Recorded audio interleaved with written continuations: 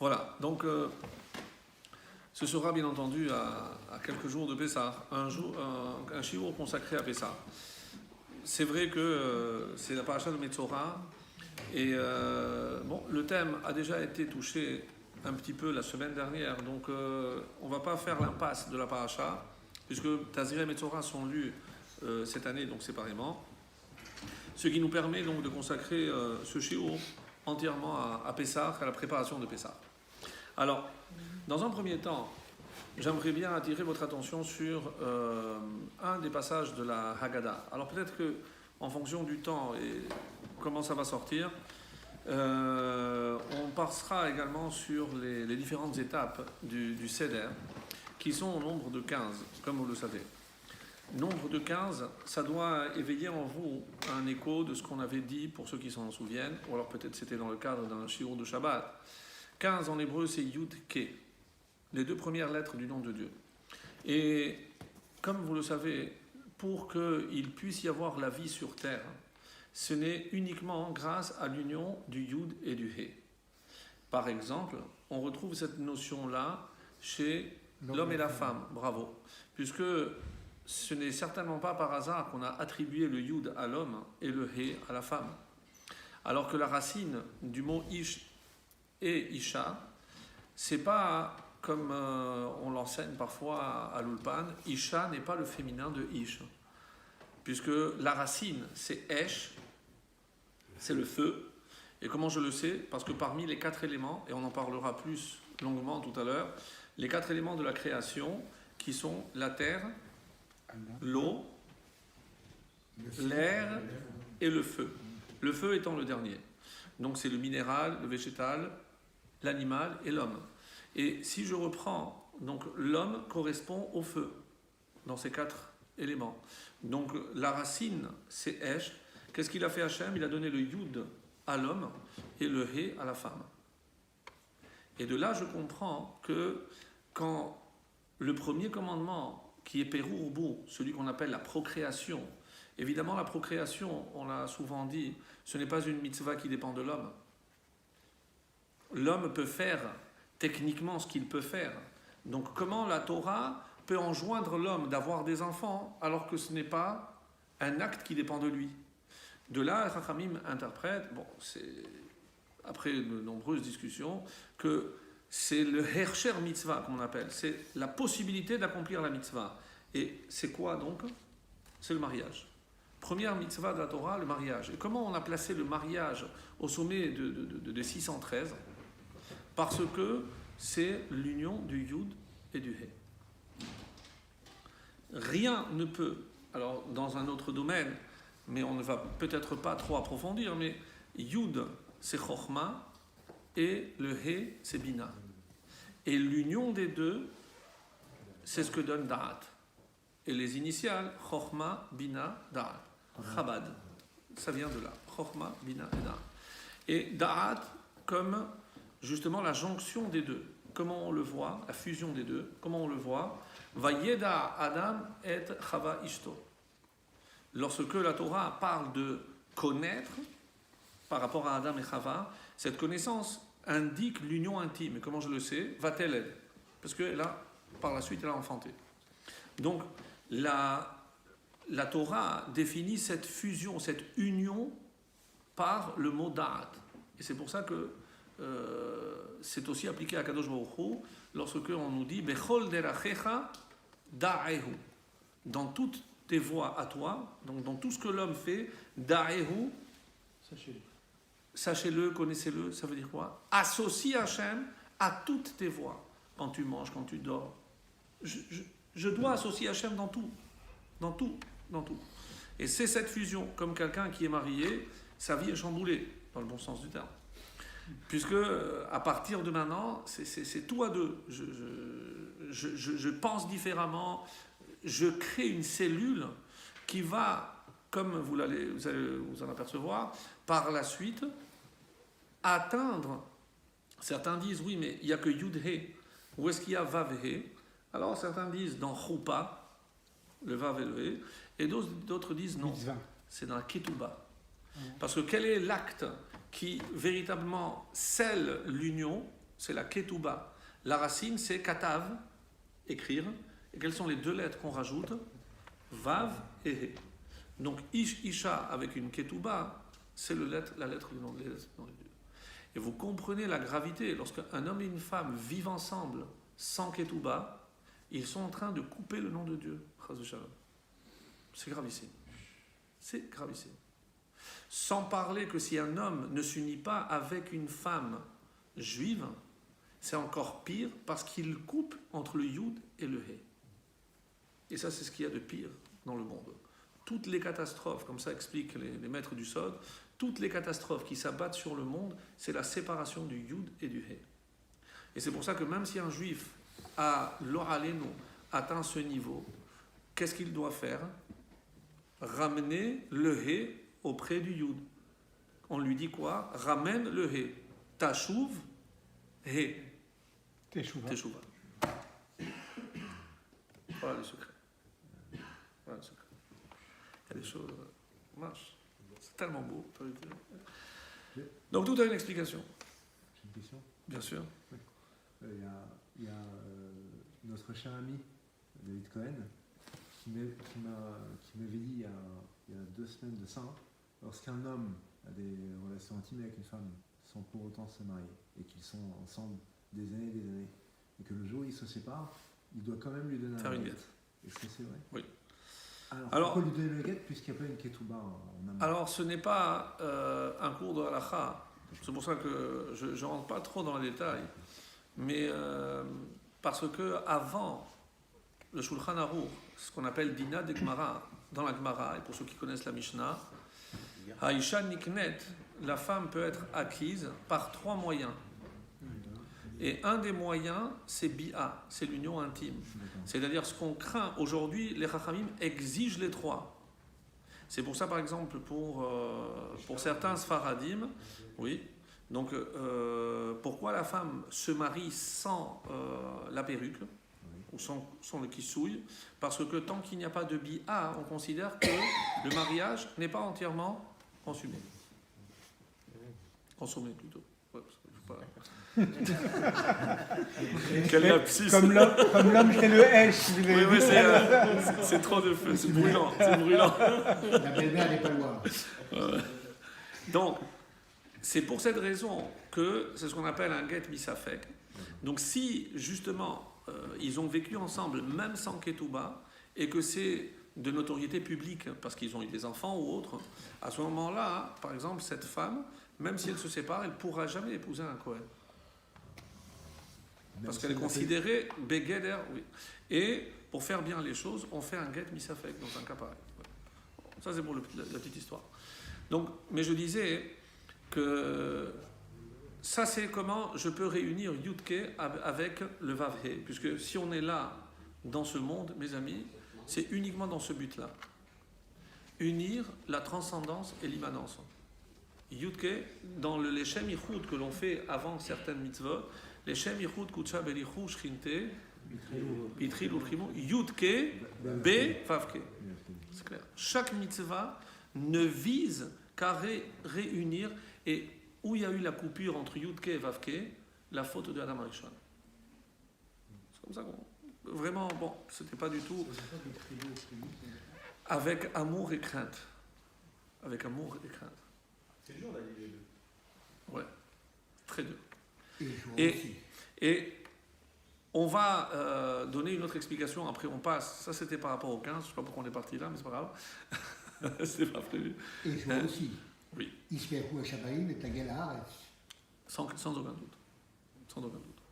Par contre, certains disent, à quel moment je vais réunir Yudke avec Vavke, c'est lorsque je vais avoir des enfants. Vous savez, dans la halakha, on dit Perou, mais si on doit quantifier, d'après le Shulchan Aruch, quand est-ce que j'ai accompli la mitzvah de Piria Verivia? Vous savez qu'il y a une discussion entre les Shammai, et chacun apporte un exemple, une référence. La référence de Hillel, c'est comme Hachem, Zacharun Keva Baraota, donc mâle et femelle, ça c'est la halakha d'après Hillel. Et Shammai, il se base sur Moshe Rabbeinu. Moshe Rabbeinu qui a eu 2 garçons, Gershon et Eliezer. Gershon et Eliezer, soit dit en passant, dont on sait rien. Oui, on disait qu'on n'en avait pas parlé du tout. On ne parlait pas de la Torah. Alors, comme c'était une idée que j'avais retransmise le Shabbat, alors peut-être ça vaut le coup pour ceux qui n'étaient pas là, j'en dirai un petit mot, dans le cadre de l'explication sur Pessah. Donc, si je dis que l'essentiel de la mitzvah, c'est garçons et filles, et pour tenir compte aussi de la vie de Shammai, c'est mieux 2 garçons. Donc 2 garçons et 1 fille. Mais, comme la vie suit l'opinion de Hillel, donc garçons et filles. Qu'est-ce qu'on remarque? Que le garçon est la continuité du père. C'est sa continuité. Si j'ai dit tout à l'heure que le Yud, c'est le père, donc la continuité du Yud, c'est le Vav. Et la fille, c'est aussi le féminin, c'est un autre He. C'est-à-dire, papa, maman, garçon, fille, c'est Yud, Ke, garçon, Vav, et la fille He. Et là, c'est la cellule familiale par excellence. Lorsque un couple, un garçon, une fille, j'ai rempli, j'ai réuni le nom d'Hachem. C'est la mitzvah par exemple. Donc c'est pas anodin, c'est évidemment parce que ça fait appel à des notions. Et pourquoi Vav et pourquoi He? Vous avez compris que ici se trouve, si j'ai dit Chochma Bina, Da'at c'est l'union des 2, et après il y a Vav c'est 6, c'est les 6 séphirotes qui font le joint avec He, qui est Malchut. Et on retrouvera aussi les 10 séphirotes, c'est pour ça que c'est pas, encore une fois, anodin. Et si nous, les Sfaradim, on suit l'opinion du Harizal pour la préparation du plateau, le plateau contient peut-être les plus grands secrets de la nuit du Seder. Le plateau contient les plus grands secrets. Puisque, comme vous le savez, il y a les 3 matzot, qui sont ce qu'on appelle les midotes du cerveau, Chochma, Bina et Da'at, 3 matzot, c'est pour ça qu'elles sont au-dessus, pour la tête. Pourquoi les Ashkenazim, dans leur plateau à 3 étages, mettent les matzot au-dessous? Je ne sais pas. Parce qu'ils ont peut-être la tête Retourner.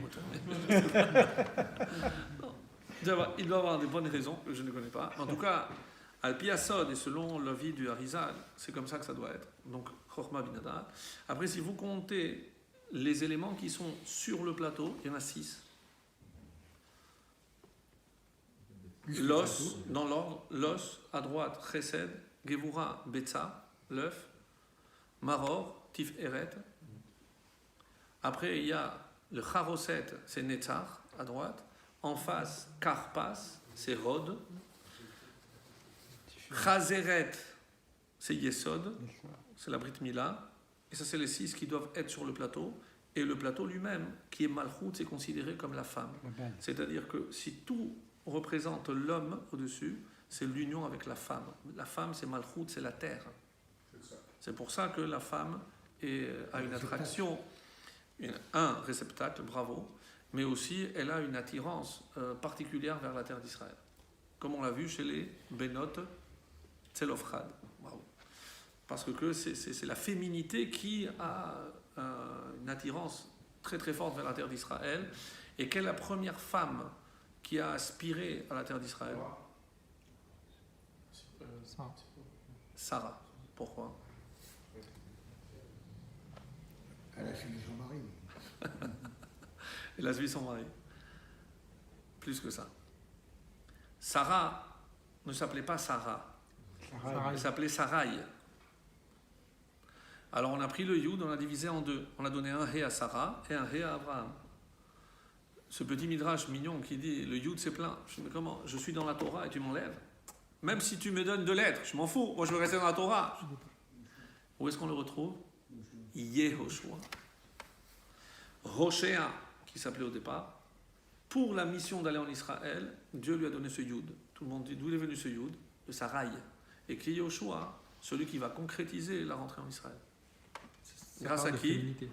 Bravo. Grâce à Sarah. C'est-à-dire, vous avez compris que les lettres représentent l'essence des choses. Donc, le fait que le Yud soit allé chez Yehoshua, c'est que Yehoshua a hérité cette essence de Sarai, qui est une princesse, parce qu'elle a tout fait pour que sa descendance, elle ne l'a pas vu, mais sa descendance est rentrée grâce à Yehoshua, à qui on a attribué la lettre de Yud qu'elle avait avant. Vous avez dit dans la période du Seigneur, il y a aussi la Brit Mila. Mais avant la Brit Mila, dans le Seigneur de l'Israël. Dans le Dans le plateau de l'Ancédère, il y a la Brit Mila. Oui. Mais est-ce que la Brit Mila a... Non, quand j'ai dit la Brit Mila, je me suis un peu avancé. Parce que dans la représentation séphirotique, comme vous le savez, et c'est pour ceux qui lisent le Patach Eliyahu, il y a marqué là-bas Zero Ayemina, Zero Asmala. Donc le bras gauche, c'est Abraham, Yitzhak, Tif-Eret, c'est l'harmonie, c'est Yaakov. Netzach Ehod, c'est Moshe et Aaron. Et Yosef représente le Yesod. Et Yesod est situé à Brit Mila. Parce que c'est la Brit Mila, Yesod, qui va avec Malchut. C'est pour ça que l'union avec toutes les séphirotes d'en haut et Malchut se fait par Yesod. Et c'est pour ça que la Brit Mila est dans le Yesod. Parce que c'est le Yesod, l'organe de l'union avec Malchut. Il y a des choses très profondes, on ne va pas s'attarder à cela. C'est la raison pour laquelle il y a aussi 15 Shir HaMa'alot, les cantiques de degrés, qui permettaient d'atteindre la partie Kodesh. Et c'est pour ça que ces 15 étapes dans le Seder nous permettent d'atteindre justement la Kedusha. Or, si vous remarquez, et c'est ça ce qui est un peu étonnant, c'est que si on prend le début du Seder, et c'est pour ça que c'est extrêmement important, mes amis, le soir du Seder, même en chantant, même en lisant, vous faites ce que vous voulez, mais avant même de faire le Kiddush, il est souhaitable de lire et chanter les 15 étapes. Kadesh, tout. Et avant chaque étape, la dire à voix haute. On dit qu'il y a des sodotes, que c'est un sod, il y a des secrets très profonds, et c'est pas juste... On n'a pas l'habitude de le faire, de tout dire au départ. Oui, c'est ce que je dis. C'est pour ça que j'insiste. Ah oui.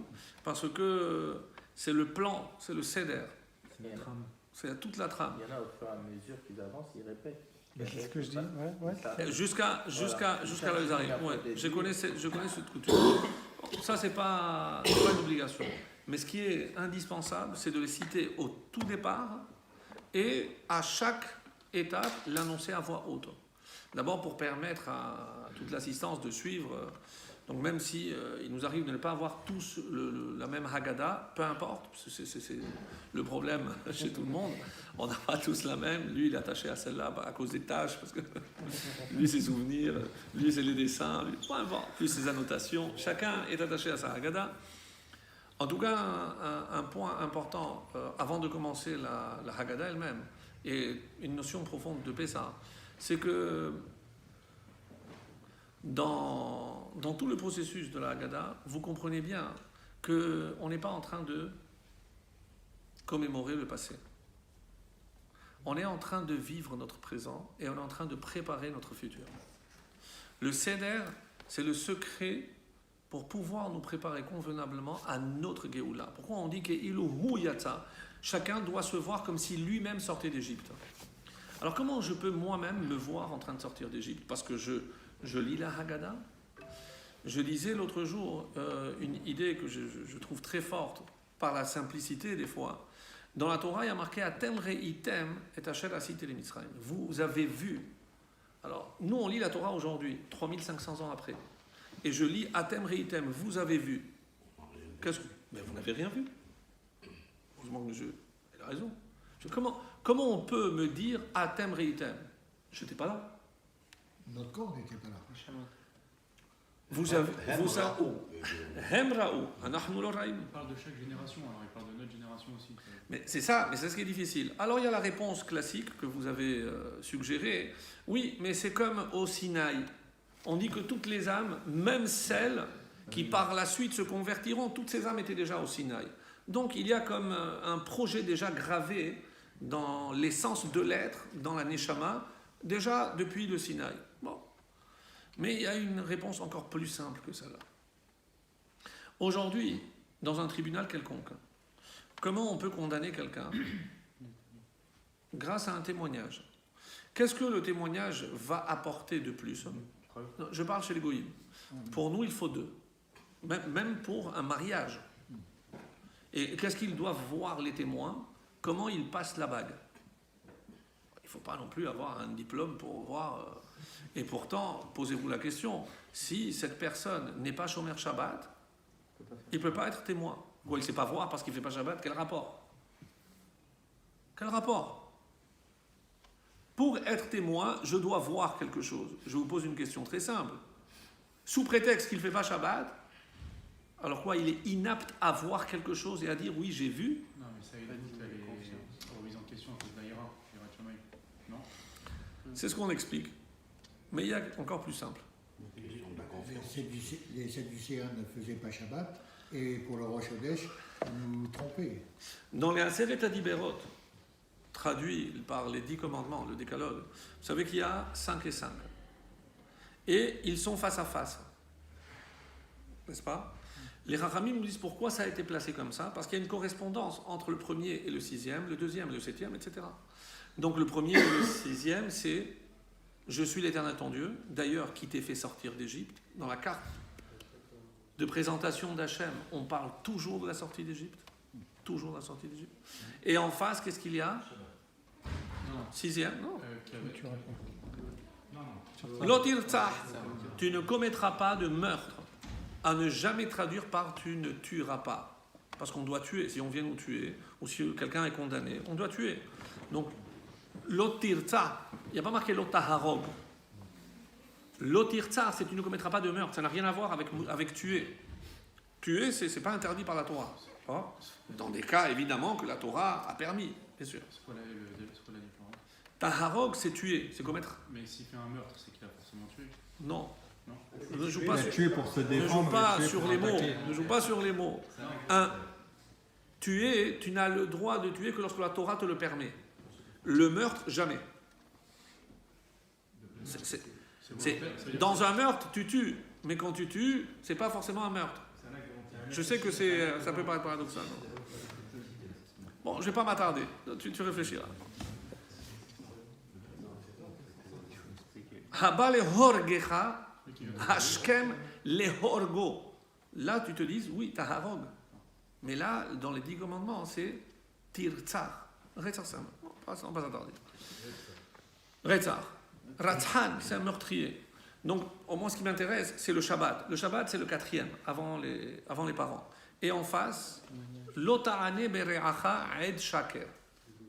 Tu ne feras pas de faux témoignages. Quel rapport entre témoignage et Shabbat? Parce que le Shabbat est un témoignage. C'est la raison pour laquelle, essentiellement, le vendredi matin, on fait le kiddush debout. Pas parce que c'est plus important que le matin ou pas plus important, parce que c'est un témoignage. On témoigne que quoi? Que c'est Hachem qui a créé le monde. Donc, quelqu'un qui respecte le Shabbat, c'est quelqu'un qui se constitue directement comme un témoin que Hachem a créé le monde. Et l'inverse, si quelqu'un ne fait pas Shabbat, il lui manque la dimension de Aed. C'est tellement important que dans la phrase qui est peut-être le leitmotiv de la Torah, Shema Israël Hashem Elokeinu Hashem Echad, la Torah nous l'a fait remarquer à la fin du premier mot, à la fin du dernier mot, Ayin pour Shema et Echad pour le Dalet. Si je prends les deux, Ayin et Dalet, c'est Aed. Faire le Shema, c'est j'accepte d'être un témoin. Un témoin que c'est Hachem qui a créé le monde. Donc, je ferme la parenthèse, c'est pour ça que pour le mariage, quelqu'un qui ne fait pas Shabbat, donc il perd le statut de témoin. Pas qu'il ne sait pas voir, mais je ne peux plus te considérer comme un témoin. Parce que le témoignage le plus important, tu ne le fais pas, alors pour le moins important, je ne peux pas te faire confiance. Donc c'est pour ça que c'est lié. Maintenant, atem reitem, je veux bien. Si quelqu'un vient me dire, voilà ce qui s'est passé en Égypte, c'est comme si j'y avais été. Parce que dans un tribunal, quel est le rôle du témoin? C'est d'être les yeux du juge. Puisqu'il vient me dire ce qui s'est passé. Nous, on a une exigence d'un double. Al pishne edim yakum davar. Il faut 2 edim. Mais en dehors de manger la matzah, quelle est la deuxième mitzvah la plus importante de la Torah le soir du Seder? Les 4 verres. Non, il n'y a pas aujourd'hui. Vehigadta levincha, la Torah. D'où vient le mot Haggadah? C'est les Hagid. Les Hagid, Vehigadta, tu raconteras à ton fils. Donc le fait de s'asseoir et de raconter la sortie d'Égypte, c'est une obligation de la Torah. Et qu'est-ce que je raconte? Ce qui s'est passé. D'où mon père qui me l'a raconté à moi le savait. De son père. Et de son père, de son père, de son père, de son père, de son père, de son père. Et qui est le premier qui a commencé à raconter? Celui qui est sorti. C'est-à-dire que la Torah dit Atem reitem. Si tu as fait les choses comme il fallait le soir du Seder, moi je peux lire la Torah aujourd'hui et dire Atem reitem, oui, j'ai vu. Et vous, J'ai vu mon père, mais j'ai pas vu ce qui s'est passé. je ne vais pas discuter avec vous ce soir parce qu'on On a plein de appelle, choses à dire. c'est ce qu'on appelle l'effet boule de neige. Oui. Le père machin, gna, gna, gna, et l'effet boule de Ça, neige, c'est- ça veut dire que Non, mais dans l'esprit, il a vu par certains conséquent, J'ai compris, mais bon. Alors, C'est ça. Bah, ça c'est pour répondre à monsieur le rabbin tout à l'heure, oui, quand il a dit Atem Reitem. Reitem, vous avez vu, on n'a rien vu. Ben, là aussi c'est la même chose. ouais. Je comprends votre point de vue, mais on ne va pas faire un débat. Le juge qui va prendre sa décision, comment ils vont dire oui, c'est la nouvelle lune? Est-ce que les juges ont vu la lune? Mais si 2 et 10 000 l'ont vu, c'est bon. Quel rapport? Ouais, juste, c'était mon Non, C'est les témoins. Mais, parce qu'ils racontent qu'ils ont vu. et alors? Donc C'est comme si le juge avait vu.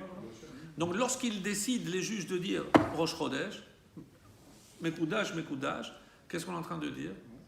Vous avez été mes yeux. Donc je peux dire, moi le juge, j'ai vu la lune. Moi, j'ai confiance en mon père. Ouais. Heureusement. Donc, moi je crois ce qu'il m'a raconté. Oui. Lui, il l'a pas vu. Mais lui, il a cru son père. Cette nuit-là, c'est celle qui nous transforme en véritables témoins de l'histoire du peuple juif.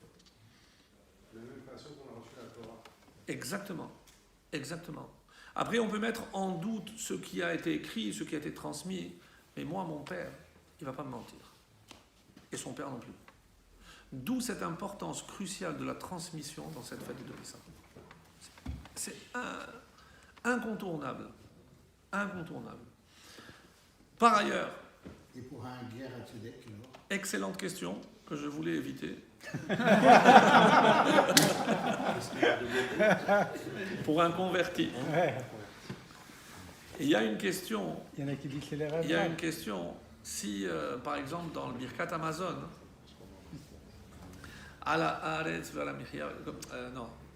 sur le deuxième paragraphe, Nodé lecha Hashem Elokeinu, Ashinchat alavotenu, Eretz chemdat olam asher ashinchat alavotenu. Donc, on dit qu'il y a des phrases qui ne concerneraient peut-être pas les convertis. Parce que, comment on peut dire qu'il nous a fait sortir d'Égypte? Et la question a été posée, c'est une vraie question, et la conclusion, c'est un petit peu ce qu'on a dit avant. C'est que s'il s'est converti, c'est que c'était des nitzotzot, des étincelles d'âme, sans rentrer dans tous les détails. Mais vous savez que les étincelles d'âme, elles étaient toutes contenues en Adam Arishon. Après la faute, il y en a qui se sont perdus, et pendant 130 ans de séparation avec Chava, toutes les pertes qu'il a eues pendant ces années-là, on dit que ce sont des âmes qui se sont perdues. Sans rentrer, je ne vais pas rentrer parce que ce n'était pas du tout. Ces âmes, on les retrouve, donc on sait combien il y en a exactement, au nombre. Perah, 288. Et il y avait combien en Égypte? 202. Comment on le sait? Parce que Yaakov, lorsqu'il envoie ses enfants, Lishbor Bar. Bar, c'est pour acheter du blé. Et c'est curieux qu'il utilise Lishbor. Parce que d'où viennent ces 202? Je ne vais pas rentrer là, je ne vais pas rentrer tout là-dedans. L'ishbor, c'est de Shfirat Hakelim, parce qu'après la faute, il y a plein de notions dans lesquelles je ne vais pas rentrer. Mais il y avait en Égypte 202, et c'est pour ça qui les a récupérés, qui a préparé le terrain, Yosef. On se peut se demander, Yosef, quoi, si toute sa mission c'était diriger l'Égypte? Non. C'était récupérer toutes les étincelles. Et les Égyptiens voulaient empêcher les Bnei Israël de récupérer ces étincelles. Imaginez, avec Yosef à la tête et Moshe, ils ont réussi à récupérer 202. Il reste 86. C'est-à-dire toute l'histoire jusqu'à présent, c'est pour récupérer ces 86 étincelles perdues. C'est notre histoire. Mais on en est où là? On aimerait bien le savoir. La question elle était excellente, mais juste à la suite de sa question, eux ils n'ont pas eu ce témoignage. Contrairement à. Mais c'est ça la question. Mais ils n'avaient pas répondu. Et si, justement. Si, j'ai répondu. Comment? Lorsque, c'est comme si je te demandais à toi, Nathan, est-ce que toi tu as eu le choix d'accepter ou non la Torah? Non. C'est une vraie réponse. On t'a pas posé la question.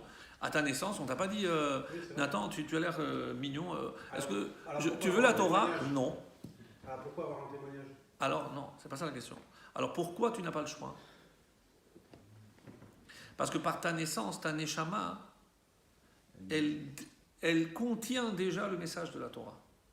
Pourquoi? Parce que tu es né déjà juif.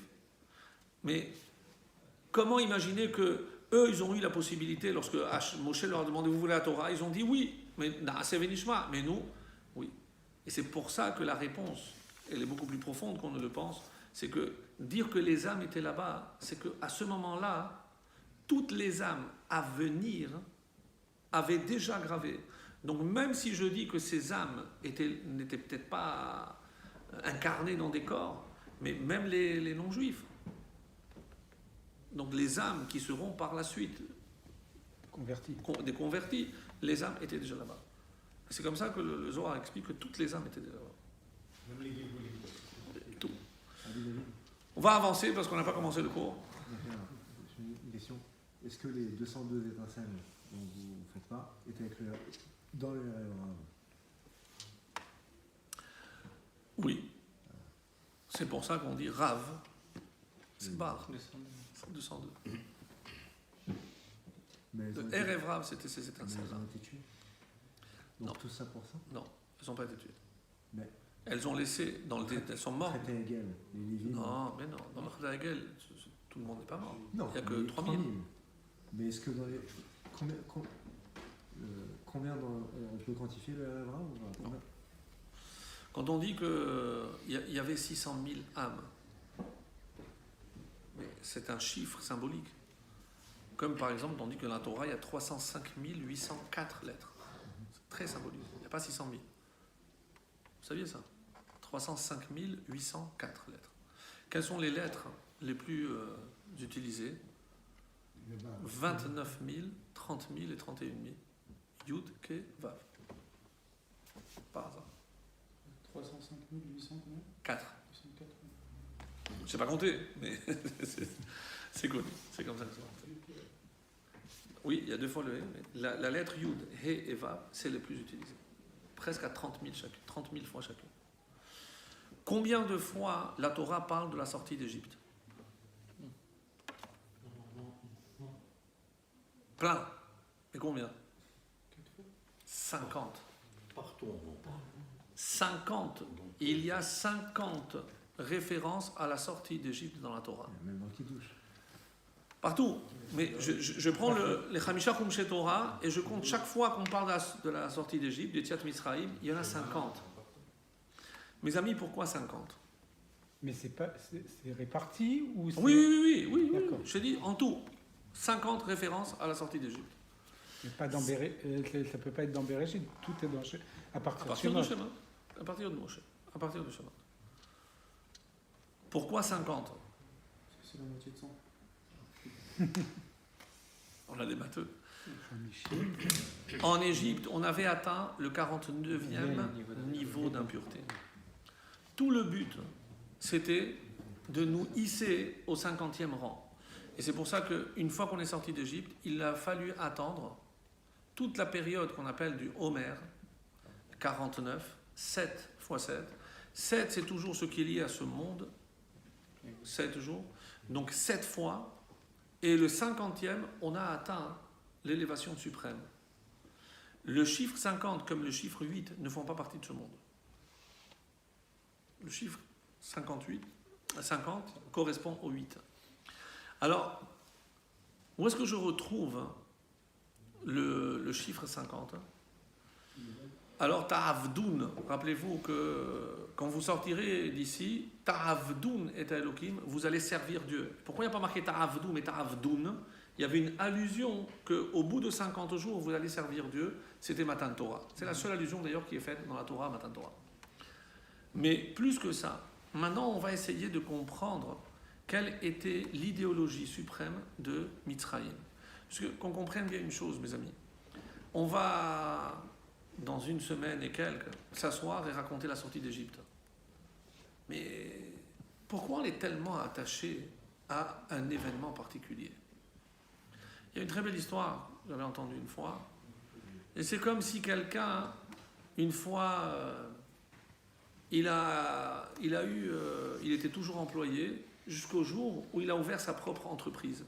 Et il a fait une fête, maintenant il était son patron, super. Au bout de quelques années, il a fait faillite. Et il a dû redevenir un employé. Est-ce que vous comprendriez que il fasse chaque année une fête pour se rappeler quand il était patron? Ils vont le prendre pour un fou. Il n'a pas eu l'argent pour le faire. Il y a un peu d'argent pour faire la fête. Je dis, à quoi ça sert? On est sorti d'Égypte. Oui, mais on a eu d'autres exils après. Pourquoi on continue? Vous comprenez ce que je veux dire? Mais, il y a eu d'autres exils. Si on avait fini notre exil, c'est bon, maintenant on va en terre d'Israël, top. Et là, on devient un peuple. On devrait. Voilà. C'est à partir de là qu'on est devenu un peuple. mais enfin, c'est quand même. Alors il y a un machin. Malgré tout, c'est quand même un échec cette sortie d'Égypte. Vous êtes positif, vous? Parce qu'ils sont pas tous sortis, il y en a qui sont Je restés. peux le développer si. Oui, oui. Pourquoi? Non, mais c'est parce qu'il y a eu Je vous qu'un laisserai la cinquième. caméra après. Il y a eu qu'un 5e qui est sorti. Notamment. Non, la vidéo on avance, j'ai même pas commencé le cours. Je suis sérieux, j'ai pas commencé le cours. C'est la différence entre les Noirs, Alors, qui se disent toujours esclaves, même quand ils sont libérés, alors que nous, plus on n'est maintenant. pas esclaves. Plus maintenant. Alors, il y a ce qu'on appelle un machal qui est très joli. C'est un jour, donc, quelqu'un qui était complètement illettré, il a gagné au loto. J'ai vu un film comme ça. Il a gagné la loterie, il a gagné plein d'argent. Et alors, il se demandait maintenant, qu'est-ce qu'il devait faire avec cet argent? Et il se rendait compte que c'est pas simplement le fait d'avoir de l'argent qui faisait de lui quelqu'un. Vous ne pouvez pas arrêter? Ah, c'est bon. Qu'est-ce qu'il a dit? Il a dit, je vais récupérer tout ce que je n'ai pas eu. C'est-à-dire, parce qu'il n'avait jamais été à l'école. Il n'avait jamais été à l'école. Qu'est-ce qu'il a décidé? Il a pris un prof privé et il a commencé par le CP. Depuis A. Et il a commencé. Après, une fois qu'il a commencé, il avait de bons profs. Il a voulu faire des études universitaires. Il a fait des études universitaires. Il est devenu... Et... On a accéléré quand même. Regardez à qui appartient le portable. Non. Pour la... Non, vous n'êtes pas en moi. C'est bien quand même. C'est les élections, c'est pour ça. Oui, Ah, mais mettez en vous silencieux. arrêtez pas, Mettez en silencieux. C'est pas le vôtre. Non, je vais aller là. J'ai coupé, moi. Ça vient de là. C'est Gantz. Ça vient de là. Et les Tu as gagné? C'est faire Torah. Contre devant l'écoute, c'est Gantz. C'est Gantz, mais non. Alors, 36, Mais c'est un fake news. je termine mon histoire. Ah non, c'est ça. 24. Oui, bravo monsieur. Bravo monsieur. Magnifique ce que vous venez de dire, vous ne pouvez pas imaginer comment c'est vrai. J'ai zappé le truc, c'était quoi L'histoire, c'est que qu'est-ce qu'il a fait avec son argent? Il a acquis ce savoir qu'il n'avait pas. Et alors, chaque année, il s'est marié, il a eu des enfants, il a donné l'éducation. Chaque année, il faisait une fête à la date qui correspondait où il avait gagné le loto. Alors un jour, son petit-fils lui dit, mais papy, qu'est-ce qu'il te reste de l'argent que tu as gagné? Il lui a dit, pas grand-chose. Mais alors, à quoi ça sert de continuer à faire la fête? Il a dit, l'argent n'est pas là. mais j'ai le savoir. Le savoir, je ne l'ai pas perdu. C'est magnifique. Elle est très belle. Vous avez bon, elle est très très belle. C'est-à-dire, mes amis, que la sortie d'Égypte nous a donné quelque chose, comme vous avez dit, mais traduit sous cette forme-là. C'est-à-dire, ce qu'on a acquis, on n'a jamais perdu. Quelle connaissance? La connaissance qu'Hachem est toujours avec nous. C'est surtout parce qu'ils n'avaient pas des écrits à l'époque, non? Donc ils étaient Mais obligés de la se connaissance transmettre. de Hachem, on l'avait déjà avant de sortir, puisqu'il disait qu'il faisait les mitzvot, il faisait ceci, C'est un cela. échec quand même. Donc, Les Avot, c'est dit. Mais en Égypte, ils n'avaient même pas fait la Brit Mila. Parce que les choses soient claires. Quand on parle d'asservissement en Égypte, oui, n'allez surtout pas croire que c'était uniquement dû au fouet. Il y avait l'asservissement physique, mais qui n'était pas le pire. C'est l'asservissement mental. Et cet asservissement mental qui, mais kotser ruach ou mais avoda kasha. Pourquoi ils n'ont pas écouté Moshe? Mais kotser ruach, mais avoda kasha. Alors on dit à cause de, mais au contraire, s'ils étaient vraiment sous le joug de travaux pénibles, mais ils n'attendent qu'une chose, c'est une porte de sortie. Et que disent les Chachamim? Avoda kasha, c'est avoda zara. Ils avaient adhéré au mode de pensée égyptien. Et en quoi consistait le mode de pensée égyptien? Et vous allez comprendre qu'on n'est pas si loin que ça. Parce qu'il n'avait pas tort, le monsieur. Si on continue, nous, à célébrer Pessah, c'est parce qu'on n'est pas encore, nous, entièrement sortis d'Égypte. C'est ça le vrai secret. Et chacun a son Égypte, comme je vais essayer de l'expliquer. Mitraïm, c'est Metzar, Yam. Qu'est-ce que c'est Yam? La mer. Mais Yam, c'est 50. Pourquoi? Parce que la mer est le symbole de l'infini. Le 50. Qu'est-ce que l'Égypte faisait? Enfermer l'infini. Comment j'enferme l'infini?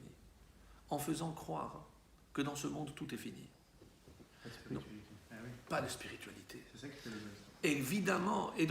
Et c'est quoi la Avodah Zara? C'est pas simplement croire qu'il y a un autre Dieu, mais c'est ne pas croire en l'infini.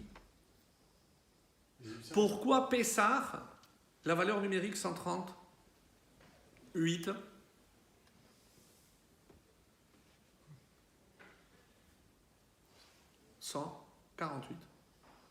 sa mère 60, P 80, ça fait combien? 148. 148, c'est ça ou pas? Oui. Oui, c'est ça. Je regarde mes notes. 148. 148, c'est quoi la base de Pessah? Et la base de la matzah, c'est la farine.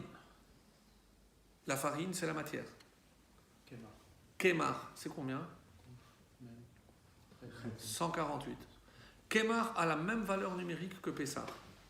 Et à quoi nous amène Pessah? Qu'est-ce que ça a fait de nous? Un peuple, mais pas quel peuple? Un peuple éternel. Un peuple éternel. On est toujours là. Où sont toutes ces civilisations qui nous ont asservis? Disparu. Toutes disparues. Dans des musées ou dans des ruines. Nous, on est là. Parce qu'on est Éternel. éternel. Et comment on appelle l'éternité en hébreu? Israël. Netzar. Valeur numérique, mes amis. 50, 90, 148. Pessah, c'est la fête du Netzar. Et grâce à quoi on a atteint le Netzar? Regardez qu'est-ce qu'on a mis dans le plateau Netzar. C'était quoi Netzar? Charoset. Mais le Charoset, c'est le mortier. Qu'est-ce qui nous a rendu éternels? C'est le travail en Égypte. Le Charoset. C'est Netzar. C'est ça qui nous a donné l'éternité. Oui, il y a des correspondances, on ne pourra pas tout faire, mais que vous compreniez qu'il y a des choses extrêmement profondes. J'ai une question par rapport à ceux qui ne sont pas sortis d'Égypte. Qu'est-ce qui est devenu avec cela? Ils sont restés en Égypte, donc ils ont suivi le destin de l'Égypte. Alors, il est raconté qu'ils sont morts pendant la Makat Rocher. C'est comme ça que c'est apporté dans le Midrash. 3 jours de Rocher. Les 3 jours de Rocher, exactement. Et quelle est la phrase clé lors de la plaie de Rocher? Ulchol Israël Haya Or Bemoshevotam. Et pour tout Israël, il y avait or, Bemoshevotam, il y avait la lumière Dans leur place. dans Dans le siège. Moshevotam, dans leur résidence. Or, tout le monde sait que c'est la lumière. Et quelle était la lumière à l'époque? C'est la lumière qui nous rattache à Akadosh Baruch Hu, qui nous rattache à la vie. Quelqu'un qui n'est pas attaché à Hachem, il ne peut pas se considérer en vie. Comment on le dit? Ve'atem adevekim, Chaim. Vous qui êtes attaché, Chaim, vous êtes en vie. Celui qui n'est pas attaché, il n'est pas en vie. Donc quelque part, en se détachant de cette lumière divine, ils se sont déconnectés de la source de vie, et un juif qui est dans l'obscurité est considéré un juif mort. Maintenant, si tu me demandes est-ce qu'ils sont morts physiquement ou pas, très sincèrement, c'est pas important. Ils étaient vivants mais pas fonctionnels. Enfin, s'il a fait les 3 jours de recherche, c'est pour qu'il soit mort physiquement. Et normalement, il ne devrait pas mourir. Je ne suis pas en train de dire que ce n'est pas le cas. Je dis que ce n'est pas important. Si, quand même, il y avait 2 600 000, c'est quand même Pour vous, important. c'est pas important. Pour moi, c'est pas important. On peut être en désaccord. Non. De toute façon, on est toujours en désaccord. Alors, Donc c'était 2 600 000 ceux qui sont restés. Oui, un cinquième. Un plus. cinquième. s'il y a 3 millions... Ah, par rapport à 600 000, tu dis? Oui, c'est Oui. ça. De 20. Mais je rappelle que quand on compte 600 000, c'est entre 20 et 60 ans. Si on compte les enfants, les vieillards et les femmes, c'est minimum 3 millions de personnes. Donc il y avait encore 3 plus millions. qui sont morts. Et qu'on n'aurait pas dû tuer. Non, parce que dedans, dans cette population, il y avait des enfants. Combien même ils auraient... Non, les enfants, eux, sont Ils sortis. ne pouvaient pas, non. Les seuls qui sont Il y restés, avait des vieillards. ceux qui étaient en...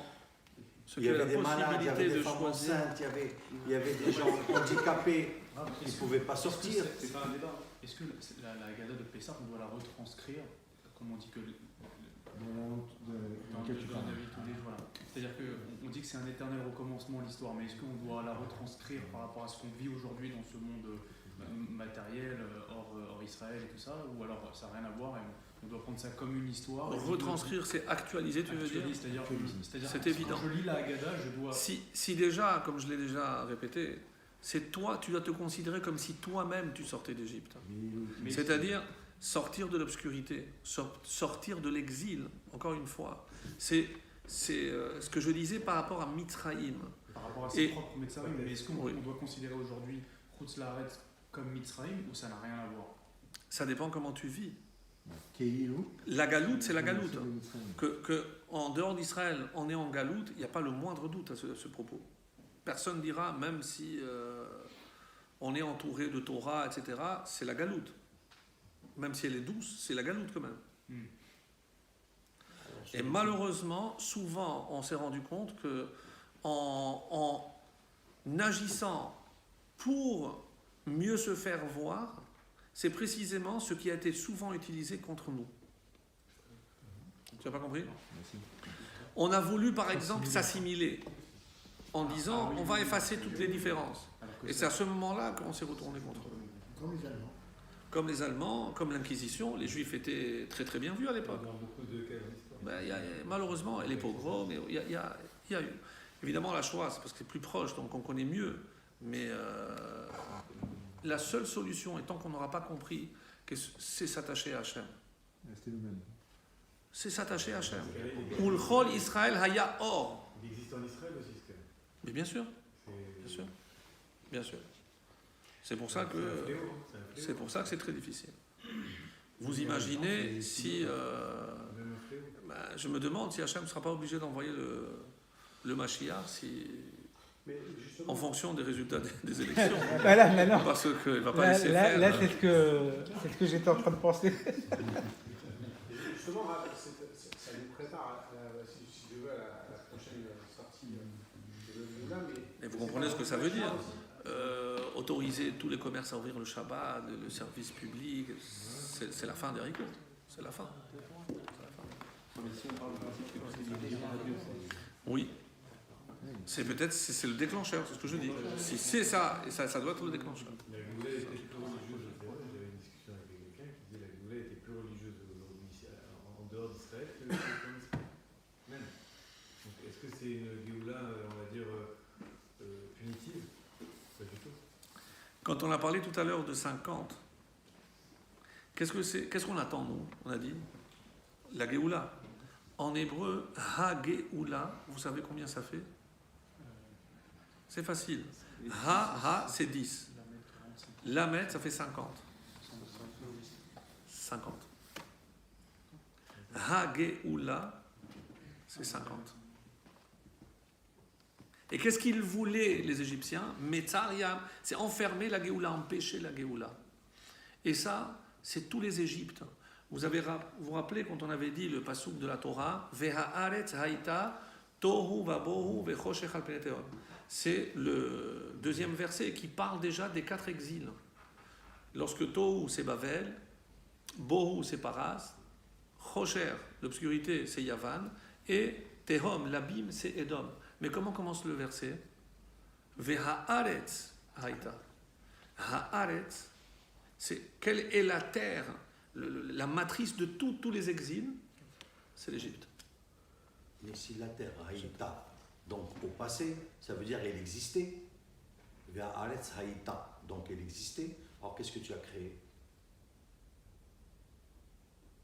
J'ai pas compris votre question. Non, dans le Bereshit, quand on dit Ve'aretz haïta, haïta tohu vabohu. Donc là, vous venez de le dire, ha'aretz haïta. Donc c'est au passé. Haïta, donc la terre était. Donc elle existait. Il y avait déjà une terre, c'est ça que c'est. Et alors? Donc tu me dis bara haïta. Si tu as créé quelque chose qui n'existe pas, mais là tu me dis ha'aretz haïta. Donc la terre existait avant le bara. C'était Jurassic Park avant le. Parce que pour le Shamaïm, il ne dit pas. Il ne dit pas Shamaïm haïa. Bien sûr. Non. Bereshit bara au passé. Oui. Tashamaim vetaretz. Et après il ajoute ha'aretz haïta tohu vabohu. On reviendra à Bereshit. On reparlera. Non, c'est pas du tout lié au cours. Donc Non, parce que tout à l'heure vous avez parlé de. Par rapport à l'Égypte, pas par rapport à la création. On ne parle pas de la création aujourd'hui. Donc, plus ça perturbe, parce que là ça m'éloigne. J'ai oublié ce que je voulais dire. 50. Géoula. Ouais, non, mais j'avais quelque chose en tête qui m'est sorti. Les 50. Ça, je l'avais déjà dit. J'ai perdu le fil. Donc l'Égypte, C'est la fatigue. C'est la fatigue. L'Égypte, mais ils nous enfermer. Dans le fini, non pas le fini. Donc, ce qu'on attend, c'est la Géoula. Qu'est-ce que tu as? Non, c'est bien de m'interrompre, mais le problème c'est qu'après, si je perds le fil, non, les questions, je suis toujours favorable aux questions, mais dans le sujet, sinon après on dévie, et c'est dommage. Regardez, j'ai pas commencé, je vous assure, j'ai pas commencé le cours. Je le dis pas pour rigoler, j'ai pas commencé le cours. Aujourd'hui, c'est 2 Et surtout que la semaine prochaine, il n'y a pas. Alors, on verra. Mais ça t'achète. Alors, on attaque, donc on a dit le Seder de Pessah.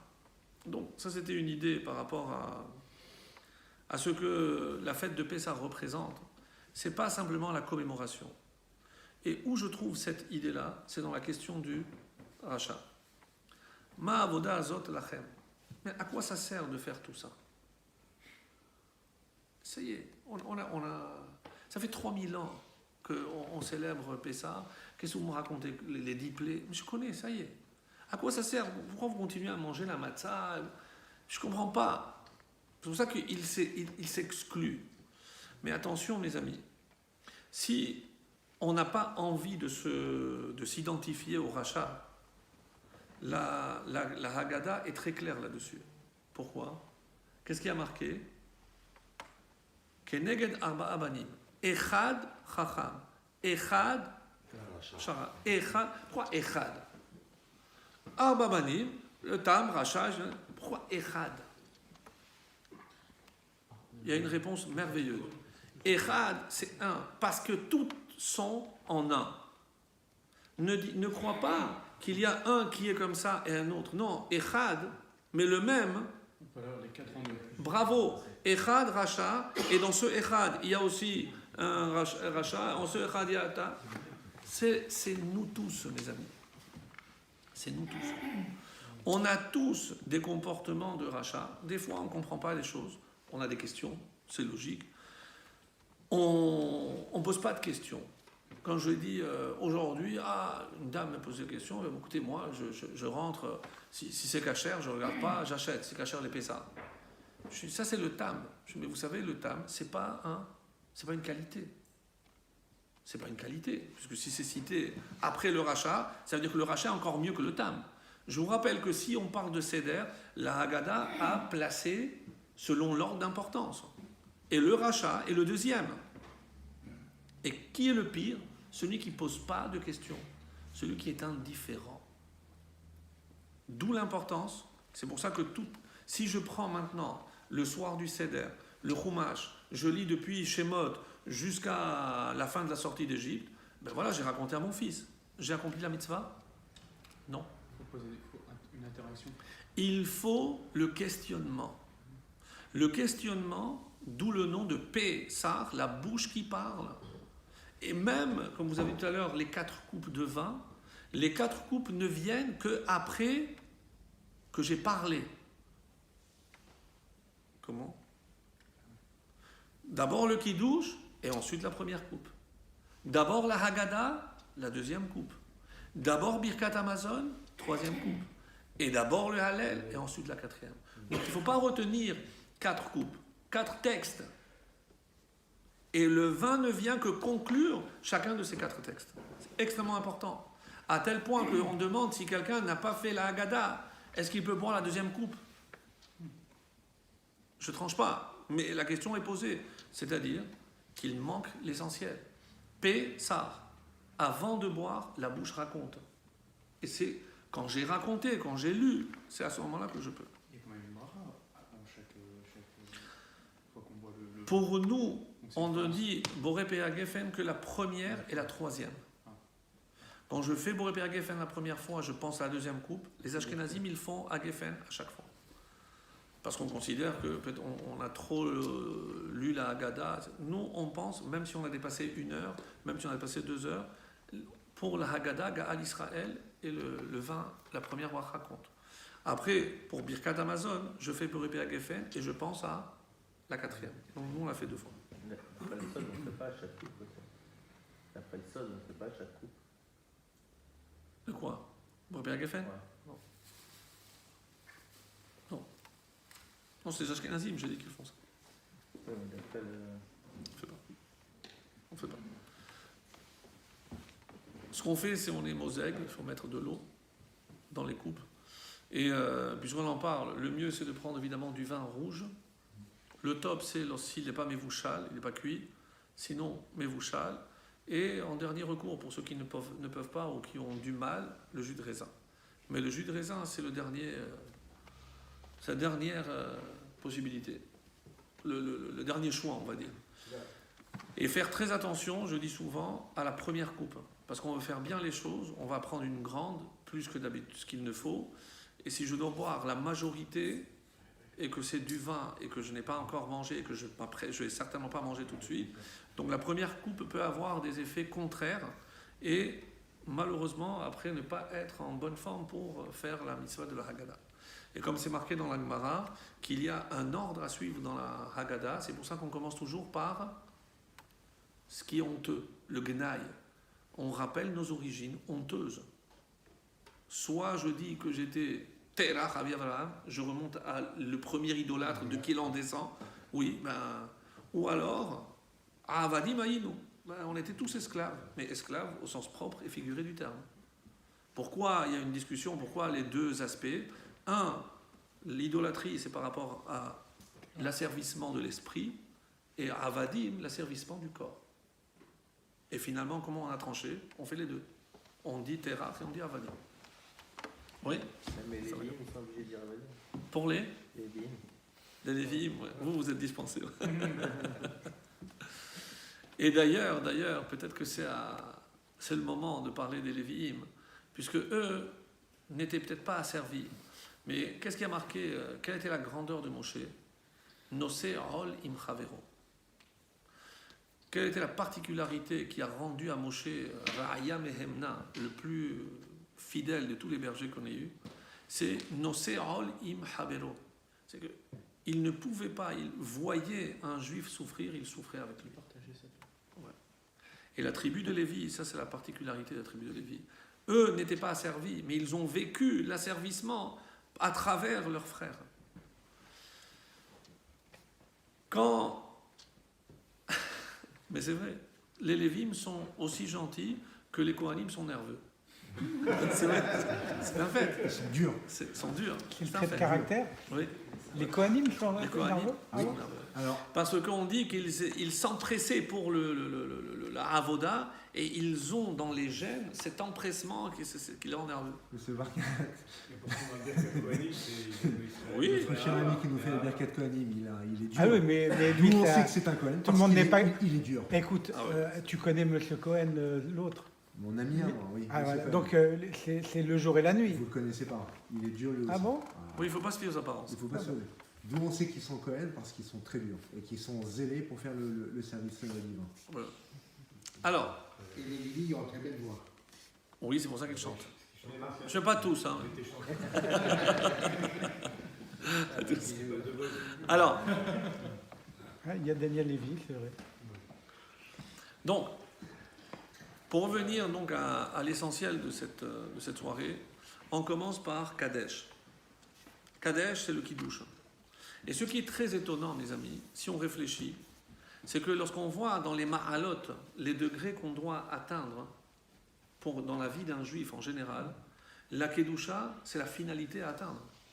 Il est en Kedoshim Tihiu, c'est le projet. Vous serez Kedoshim, donc à atteindre. Comment se fait-il qu'on commence par ça? Comment on peut commencer déjà par le but? Alors, vous auriez pu me répondre, mais parce que, bon, c'est déjà pour ne pas perdre de vue vers où on doit se diriger. Il y a une autre... Pardon? On l'a déjà atteint. On l'a déjà atteint. Parce qu'on Amen. est, parce Non, qu'on mais est on Am est déjà- Kadosh. On est déjà le sort du On est le Seder, Am et on Kadosh. est accoudé, donc Oui. on a atteint le... Goy Kadosh, on est une nation sainte. Ouais, c'est ça. Mais il faut mériter cette sainteté. Et cette sainteté, on le sait, c'est pas un acquis. C'est pas un acquis. La question concernant les fils de Moshe, si les gens en parlent, c'est la réponse classique qu'on donne généralement, c'est pour que l'on comprenne que c'est pas héréditaire. C'est pas parce que mon père est rabbin que le fils sera. Et on a malheureusement assez d'exemples pour cela. Mais et d'où on voit l'exemple inverse, c'est dans la Hamida qu'on dit 3 fois par jour. Qu'est-ce qu'on dit? Eloké Avraham. Alors on veut dire, pourquoi c'est pas le même Dieu? Eloké Avraham, Isaac et Jacob. Pourquoi on dit Eloké Avraham, Eloké Isaac? Pourquoi on répète? Non, c'est parce que chacun a eu le mérite propre que son nom soit accolé à celui d'Hachem. C'est pas pour dire Chaz Shalom que c'est pas le même, mais chacun a atteint par son propre mérite. Si on a écrit Eloké Yitzhak, c'est pas parce qu'il est le fils d'Abraham, c'est parce que lui, il a eu son propre mérite, comme Yaakov. Parce que s'ils ont une facette de Hachem différente, chacun. Non, c'est parce qu'Abraham, c'était le Chesed. Ça, dans un autre niveau, on peut expliquer par quoi ils se sont attachés, qu'est-ce qu'ils ont révélé. Évidemment que Yitzhak, on dit qu'il est Gevura, mais il a aussi le Chesed de son père. Et c'est Yaakov qui a Tif Eret, qui est le Maror, qui est l'équilibre. C'est l'équilibre. On appelle aussi le Emet, puisque le Emet, c'est l'équilibre parfait. Comme on le voit dans le mot, première lettre, dernière et celle du milieu. Emet, c'est l'équilibre parfait. Alors, il y a à cela une autre explication un peu plus profonde, basée essentiellement sur les enseignements du Maharal, qui dit quelque chose de formidable. Si vous regardez aujourd'hui dans la science et dans ce que le monde aujourd'hui en général pense des origines du monde, on pense qu'il y a eu la matière, il y a eu cette explosion, le Big Bang, peu importe, qu'il y a eu une évolution au niveau de la matière a évolué en végétal, le végétal en animal, l'animal en homme.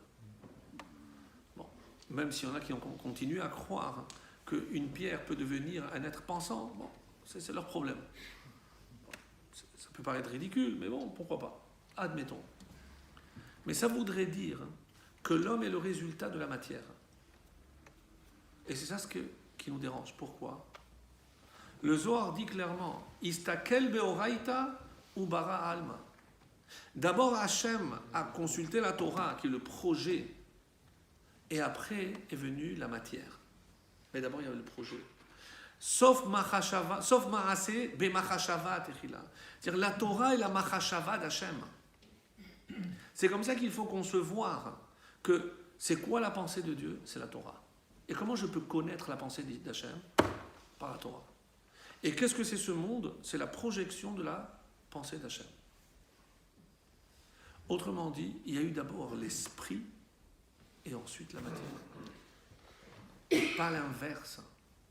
C'est-à-dire que la matière n'est venue que pour accomplir le projet de l'esprit. Et c'est, mes amis, tout ce contre quoi ont lutté les Égyptiens. Et comment Adam est venu, puisque nous sommes des poussières? Est-ce que la matière est venue avant la poussière ou après la poussière? L'âme. Vous viendrez me voir tous les deux à la fin du cours et on parlera de Bereshit. C'est comme ça qu'on... Non, mais c'est pas fait la Torah. 6e jour, il avait. Mais il a pris de la poussière et il a insufflé l'âme. Donc l'âme était avant. Je comprends pas la question est simple. Bien sûr, la réponse est simple. La réponse est simple. Ensuite, après Kadesh, Ulchat. Quelle est la première étape? On se lave les mains. Les mains, c'est l'action. L'action doit être propre. Un juif doit faire toujours attention à ce qu'il fait. Se purifier, c'est éloigner et éliminer tout ce qui nous empêche de nous rapprocher d'Hachem. C'est ça la purification. Impur, c'est lorsqu'on s'éloigne. On s'éloigne du but pour lequel on a été créé. Pas simplement, c'est-à-dire pour la vraie vie. Donc chaque fois, on le rate. Et pourquoi les mains? Parce que les mains, c'est l'action, mais c'est ce qui me permet de manger. C'est la transmission. Dans la main, il y a tout. C'est pour ça que je bénis par la main, que les enfants bénissent, embrassent la main. Les Kohanim étendent les mains. Et même si dans la Torah, il y a marqué « Ukshartam leot al yadecha ». Où est-ce qu'on aurait dû attacher les téphilim? Dans la main. Pourquoi on n'a pas un mot pour le bras? On l'a dit tout à l'heure, c'est 0A. Oui. Pourquoi la Torah dit d'attacher dans la main?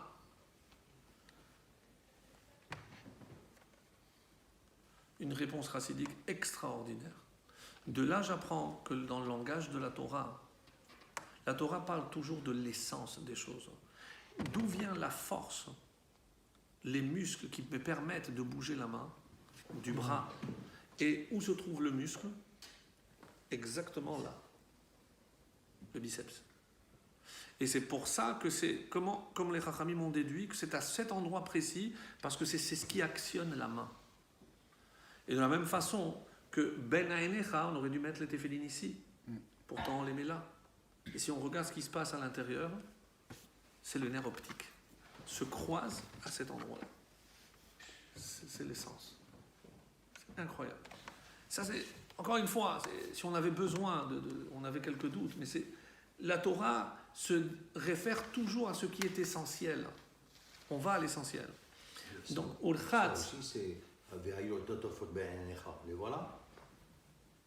Magnifique. Magnifique. Il accomplit la mitzvah tout le temps. Chazak. Après, Karpas, c'est quoi? C'est le céleri. Céleri. Qu'est-ce que ça vient faire là-dedans? C'est amer, c'est dans les larmes, mais qu'est-ce que ça vient faire essentiellement? Réfléchissez. Ça rappelle quoi? La souffrance. Karpas, c'était qui? Hod. C'est Aaron. Aaron, qu'est-ce qu'il. Grâce à Aaron, qu'est-ce qu'on a eu? Shalom. Non, Shalom. Les Anani Kavod. Anani Kavod. Anani Kavod. Le Karpas vient à un moment donné pour susciter l'étonnement. Quelqu'un qui ne s'étonne plus de rien, c'est quelqu'un qui ne posera plus de questions. Je ne sais pas si vous avez saisi ce qu'on a dit. L'étonnement, et c'est pour ça, qui sont ceux qui posent le plus de questions? Les enfants. Les enfants. Et Ils sont pleins ceux qui... d'étonnement. Exactement. Avoir Tout- les yeux écarquillés. Tout les étonne. Et c'est un regard pur vers le monde. Donc ils n'ont pas d'a priori, ils n'ont pas de préjugés. Ils posent des questions, les filles tout même, en toute innocence, en toute candeur. Pourquoi Et pourquoi jamais pourquoi Mais c'est comme ça qu'on grandit. N'oubliez pas que ma, qui veut dire la question, c'est la même valeur numérique que Adam. C'est 45. C'est-à-dire, c'est le propre de l'homme, c'est de poser des questions. Mais lorsqu'elle touche le cours, seulement, pas d'autres questions. pour ne pas trop s'éparpiller. Et c'est l'origine de l'homme. C'est l'origine, évidemment. Ha-Adam. Adama, c'est Ha-Adam. C'est l'homme.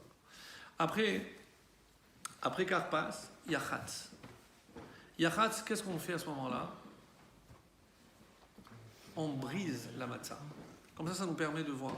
Dans Karpas, donc, on fait Boré Peri Adama. Ça, je profite aussi un peu. On fait Boré Peri Adama. Et on doit penser à acquitter le maror qu'on va manger plus tard. Comme ça, puisqu'on ne fera pas Adama, on fait l'Achilat Maror, on ne fait pas Adama, on ne refait pas Adama. Donc, ici, je coupe celle du milieu. Vous savez qu'il y a plusieurs explications, celles que je vous donne, et il y en a tellement. Parce que les trois, si je dis que c'est Chokhma, Bina, Da'at, celle du milieu, c'est Non. Bina. Bina, c'est la lettre He, et elle est double. Elle est double. Bon, ça, on rentre après dans d'autres domaines, mais sinon je considère, je ne sais pas si vous avez vu dans les petites pochettes pour garder les matzot, il y a Kohen, Lévi, Israël. Kohen, Lévi, Israël. C'est Bet Yud Nun He, Bina. Bet Yud Nun He, exactement. Juste avant, vous avez dit quoi si on enlève le Yud et le He? Ça? Non, ça n'a rien à voir. Bina, c'est He, c'est pas. Et qu'est-ce qui se passe lorsque je prends celle du milieu? C'est donc Lévi. Et pourquoi en deux? Parce qu'il y a les Kohanim et les Lévi. Oui. Mais quel est le symbole? C'est briser. Parce que si je n'arrive pas à briser une partie en moi, je ne peux pas m'approcher de Dieu. Briser notre orgueil, briser notre moi. Si quelqu'un n'est pas capable de briser en lui sa volonté, il ne pourra jamais accomplir la volonté d'Hachem. Et c'est en cela que les Kohanim et les Lévi'im étaient l'exemple même de l'exécution à la lettre de ce qu'Hachem il voulait. C'est pour ça qu'on s'inspire de cette... Mais c'est cette volonté aussi qui vous permet d'avancer dans la vie. Même pour la Torah, pour étudier. Dans tout. Pardon. Dans tout. Oui. Il faut être ambitieux. Voilà. C'est pas un défaut, l'ambition. Tout à fait, d'accord. Après, Maguide.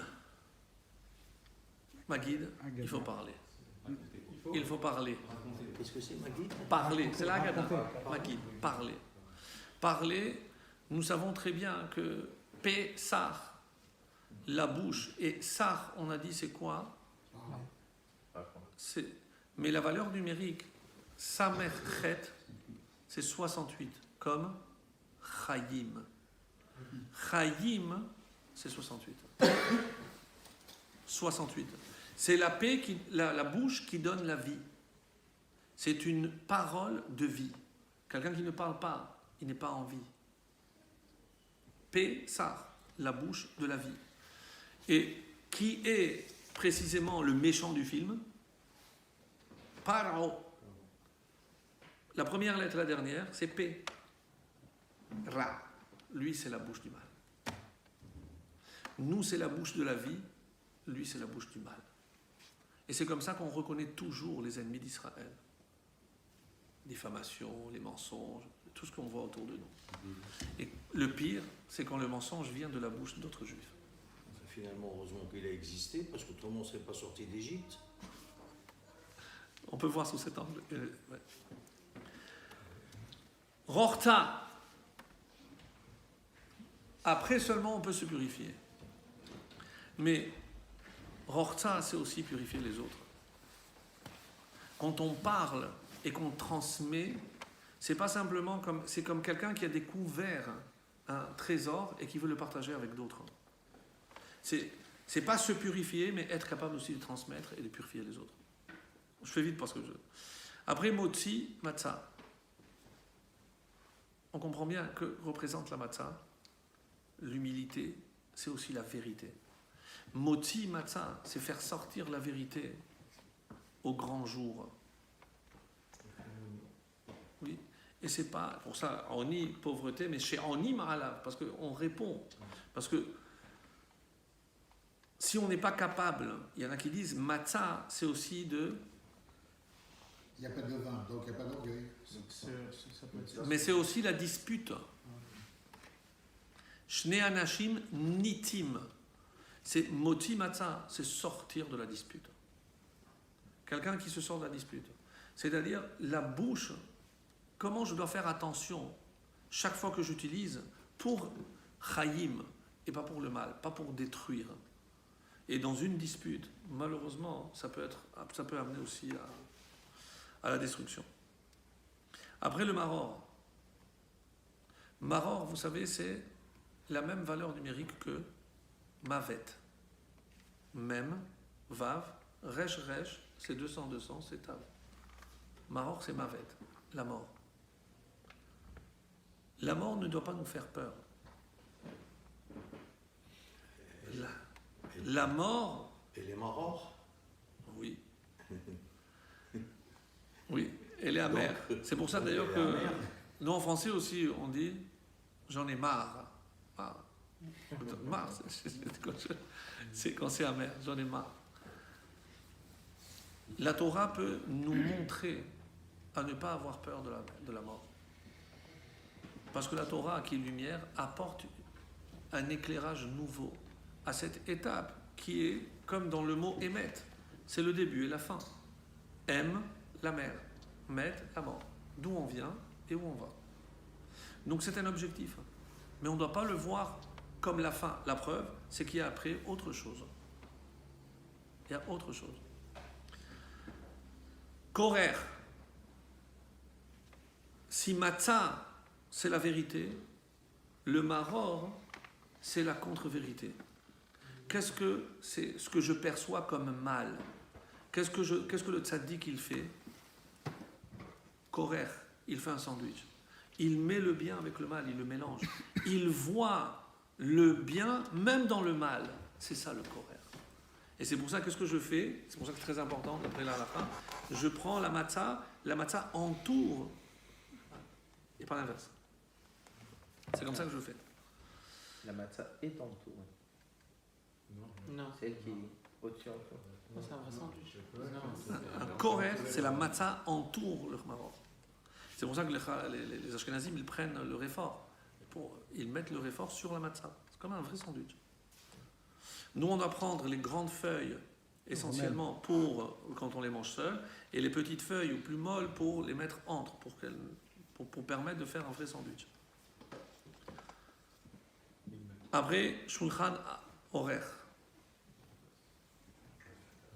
Shulchan Orer, c'est le Shulchan Aruch. Maintenant, comment je peux avancer en étudiant? Shulchan Orer, c'est Shulchan Aruch. Comment je peux avancer? C'est uniquement en étudiant. Et la particularité du Shulchan Aruch, c'est que c'est exactement ce que je dois faire et ce que je ne dois pas faire. Mais Shulchan Aruch, il a été écrit bien après l'époque de la Haggadah. Oui, bien sûr. Mais pourquoi? C'est un jeu de mots. Ah, c'est un jeu de mots. Ah, d'accord. Non, je pensais que c'était. Mais vous croyez que ça avait été fait exprès. Vous croyez que Rabbi Yosef Karo, il a appelé ça comme ça? Il avait une prévision. Il y avait genre une grande table. Ah oui, il a dit voilà, je prépare la table. Je dresse la table. Mais pourquoi faire? Pas pour venir manger, pour venir étudier, tout est prêt. Il venait avec le CDR. C'est ça. Évidemment, évidemment. Après, une fois, et en étudiant, qu'est-ce que je vais découvrir? Ce qui est caché, Tsafoun. Comment Hachem est dans tout ce qui existe dans le monde. Après que j'ai découvert que Dieu est à l'origine, Barer, là je peux bénir Hachem. C'est une vraie bénédiction. Comme il est dit que pour l'instant on doit bénir pour le mal comme on bénit pour le bien. Mais à la fin on bénira que pour le bien, parce qu'on verra qu'il n'y a pas de mal. Ça c'est le Barer. Et là, Hallel. Là je peux louer et faire la louange d'Hachem. Et là c'est Nirtza, et Hachem acceptera. Ça, c'était ce que je voulais dire très rapidement, comme on a encore quelques minutes. Soit je le dis Shabbat, soit je le dis maintenant, soit je le dis maintenant et Shabbat, parce que je voulais répondre à la question concernant les enfants de Moshe. Et si on n'a pas le temps pour le reste, on dira Shabbat. Concernant les enfants de Moshe, c'est très étonnant que la Torah passe sous silence le sort de ces deux enfants, à tel point que très rares sont les fois où ils sont mentionnés dans la Torah et on ne sait pas ce qu'ils sont devenus. Pratiquement pas. Pratiquement. Même des fois, on ne sait même pas leur nom.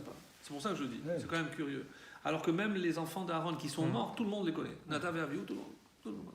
On connaît plus ceux qui sont morts. Ceux qui sont morts que d'ailleurs Gershom et Eliezer, les deux enfants de Moshe.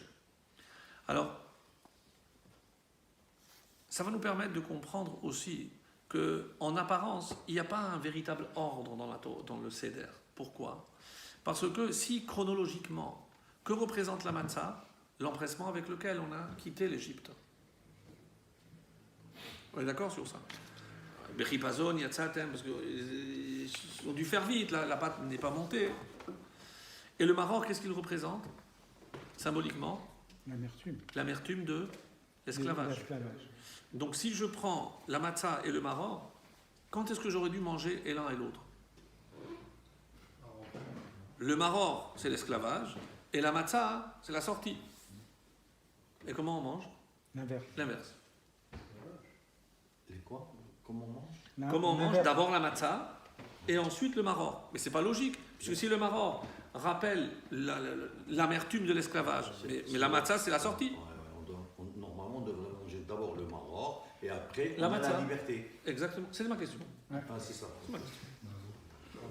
Pour une fois, on a la même question. Donc, il a dit que c'était pas un Seder bien. Donc, pour un soir qui s'appelle Seder, c'est assez étonnant qu'on ne respecte pas l'ordre. Parce que, Jackie, aïe. Parce qu'on est encore dans l'amertume. C'est pas entièrement faux. Parce que on n'est pas entièrement sorti de la galoute, puisqu'il y en aura d'autres, comme on l'a dit. Même quand on est sorti, on voulait revenir. D'autres, c'est un petit peu ce qu'il voulait dire aussi. Mais il y a une autre réponse. Vous n'avez pas oublié la réponse pour les deux. Les enfants, non, ne vous inquiétez pas. Non, sinon, vous me rappellerez, je vous fais confiance. Qu'est-ce qui est dit ? On parlait de l'histoire de destin à Adam, donc on parlait de la vertu de... Oui, mais ça ne respecte pas l'ordre dans la consommation des aliments qui sont censés représenter chacun quelque chose. On est hors dans la vertu. Alors, je vais donner ma réponse. Après, si elle ne vous plaît pas.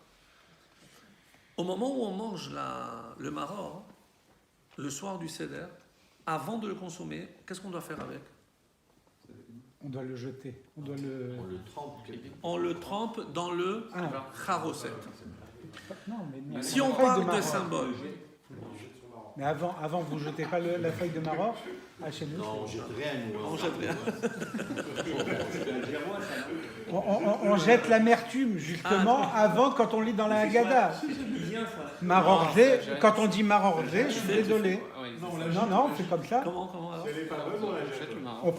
On le jette carrément. On prend comment on appelle ça, la salade. Magnifique. Non. Bon, on va pas se perdre. C'est justement, alors, c'est parce qu'on veut qu'elle sorte. En parlant de symbolique, je l'ai dit tout à l'heure, mais rapidement, que symbolise la charoset ? Pourquoi ? Parce que j'ai l'explication. Le ciment, le mortier, est-ce que c'est quelque chose agréable ou pas ? Certainement pas. Et quel goût ça a ? Il y a des enfants qui mangent le charoset avec un peu de laitue. C'est extrêmement doux, c'est extrêmement bon. Après, chacun a évidemment ses ingrédients. Mais date, pomme, le jus, c'est très doux. C'est presque plus doux et plus savoureux que le miel. Bon. Le miel, on l'a laissé pour Rosh Hashanah, donc on a pris le charoset. Mais de deux choses l'une. Si je dois manger maror parce que c'est amer, alors pourquoi je trempe dans quelque chose qui est doux ? Finalement, j'enlève l'amertume. C'est vrai ou pas? Oui, c'est le ciment. Alors, c'est ça la réponse, mes amis. Quand est-ce que je peux percevoir la douceur de l'épreuve après que je sois sorti de cette épreuve? Vous avez saisi le message? C'est-à-dire, si je mange le maror en tant qu'amertume avant, ça veut dire que j'ai gardé l'amertume. Mais qu'est-ce que Hachem veut nous faire comprendre? Maintenant que vous êtes sortis d'Égypte, maintenant, vous devez comprendre que tout ce que j'ai fait pour vous, parce qu'elle est bien bonne, dit le rachat. Oui, tu viens maintenant, on dit, ah merci Hachem, tu nous as fait sortir. Mais c'est toi qui nous as mis dedans. C'est ça le rachat. C'est toi qui nous as mis en Égypte. Tu l'as annoncé déjà à Abraham. Oui, mais ce que vous n'avez pas compris, c'est que si maintenant, aujourd'hui, maintenant que tu es sorti d'Égypte, tu peux apprécier que cette amertume, c'était pour ton bien. Et comment? Parce que même le mortier, qui est le symbole de la souffrance, des durs labeurs et autres, mais c'est doux. Parce que une fois que j'ai dépassé l'épreuve, je me rends compte de la douceur qu'il pouvait y avoir, seulement après. Pour apprécier la douceur, il faut avoir traversé l'épreuve. Et maintenant, je reviens aux enfants de Moshe. Écoutez. Où sont nés, où ont grandi les enfants de Moshe? Auprès des Yitro. Dans Midian. Midian. Pas en Égypte. Ben oui. Non, Midian, oui. Non. Il les a eus à Midian, auprès de son beau-père Yitro. Et quand est-ce qu'ils reviennent auprès de Moshe? Au moment de Matan Torah, quand il revient avec ses Ils n'ont pas assisté à la... Ils n'ont pas assisté, ils n'ont pas vécu, ils n'ont pas traversé. C'est fou ça. Ils n'ont pas traversé, oui, ils n'ont pas traversé l'Égypte. Non, mais Matan Torah, ils l'ont eu. Oui. Mais ils n'ont pas traversé l'Égypte. Donc ils n'ont pas eu d'épreuve. C'est-à-dire, les seuls qui peuvent aspirer à l'éternité, c'est ceux qui ont été confrontés à l'adversité. C'est bien dit ça. Oui, mais quelque part, ils ont été mis comme le Erevra. Je vais... C'est bon, je vous laisse aller. La même façon que pourquoi ce mois de Nissan s'appelle Chodesh HaAviv. On dit, pour qu'on se rende compte qu'Hachem, il est allé au-delà et il nous a fait sortir au printemps. Il aurait pu le faire ailleurs, mais il voulait notre bien. Depuis quand c'est important de savoir à quel moment on sort? Parce qu'il a fait le nécessaire pour que ça nous soit le plus agréable possible. Fait, mais oui, mais enfin, elle est bien bonne celle-là. Mais pendant les 200 ans, où tu étais? Où tu étais pendant Auschwitz? Où tu étais pendant la Shoah? Ah, maintenant, tu me dis, ouais, regarde, maintenant, c'est le printemps. C'est ça la question du rachat. C'est notre question. Soyons honnêtes, on se la pose tous. Qu'est-ce qu'il répond à Hachem? Les bourgeons qui vont sortir en Nissan, c'est le moment de l'éclosion. Mais quand est-ce que tout s'est formé? En hiver. Pendant l'hiver. Celui qui n'a pas traversé l'hiver ne peut pas connaître ou apprécier le printemps. C'est exactement ce qui est dit pour les enfants de Moshe. Je n'ai pas d'autre réponse à cette question-là. Je sais que c'est très difficile. C'est Chas v'Shalom, on n'est pas en train de critiquer ou d'essayer de comprendre. Et la preuve, pour parler aujourd'hui de ce qui est d'actualité, comment se fait-il qu'un si petit pays, entouré que de pays ennemis, les deux seuls pays arabes avec lesquels il y a un dialogue, c'est l'Égypte et la Jordanie. Tous les autres sont ouvertement ennemis d'Israël. Tous. Ce petit pays qui a à peine 70 ans, comment il a atteint les sommets dans tant de domaines? Prenez un pays qui n'a jamais connu d'adversité. La Suisse. Qu'est-ce qu'ils ont apporté? Vous avez combien de prix Nobel? Zéro. Ah si, dans le fromage. Les montres. Parce qu'ils ont le temps. Ils ont le temps. Ils sont tout le temps à l'heure. Et le prix Nobel de la paix, parce qu'il y a la Croix-Rouge. Mais ce que je veux dire par là, c'est que si on analyse la grandeur, Et comment on peut grandir? C'est face à l'adversité, dans tous les domaines. Et pour nous, en ce qui nous concerne, c'est ce qui est écrit ici. C'est-à-dire, il faut vivre et comprendre que l'Égypte était comme l'étape de la grossesse, indispensable à la formation de l'embryon. Et comme je l'avais dit une fois, à quel moment le bébé sort de la maman? Lorsque le col est ouvert à 10. Les 10 plaies. À la 10e plaie, on est sorti. C'est-à-dire que chaque contraction nous a poussé vers la sortie. Ça, c'est la naissance. Mais vous allez me dire, ouais, mais vous vous rendez compte, il est enfermé, le bébé, c'est invivable. Tout ce que vous voulez. Rachamim m'appelle l'Égypte le creuset de fer. C'est là où je vais former. Et c'est là où on a été formé. C'est pour ça que, malgré tout, on est redevable à l'Égypte par rapport à cela. Par rapport à l'hospitalité, parce qu'ils ont reçu Yaakov lorsqu'il est descendu à 70, mais parce que c'est ça qui nous a véritablement formés. Et il faut concevoir que chaque exil nous forme, plutôt que de voir toujours le mal. Si on est passé par des périodes d'hésitation, de doute, de questionnement, mais c'est ça qui va nous permettre d'atteindre, nous rapprocher de la lumière. Et c'est pour ça que l'El Shimurim, ce soir du Seder, on a une lumière particulière pour nous aider dans cette démarche. Parce qu'on a tous notre propre Égypte. Ce carcan dans lequel on se sent enfermé, parce qu'on a des questions auxquelles où on n'a pas de réponse, où on n'a pas aimé trop les réponses. Ce soir-là, Hachem nous envoie une lumière exceptionnelle. Il faut la capter. Et c'est d'où l'obligation de manger cette matzah. La matzah, on l'a dit tout à l'heure, c'est la vérité. Mais il faut la digérer, la vérité. Et c'est pour ça que c'est tellement difficile. Des fois, on avale, on se penche, on fait tout ce qu'il faut. Mais c'est ça la vérité. Le soir du Seder, on atteint la vérité. Et par cette vérité, on atteint aussi l'éternité. Et moi, j'en ai fini. Tu éteins. Merci. Et maintenant, si vous voulez des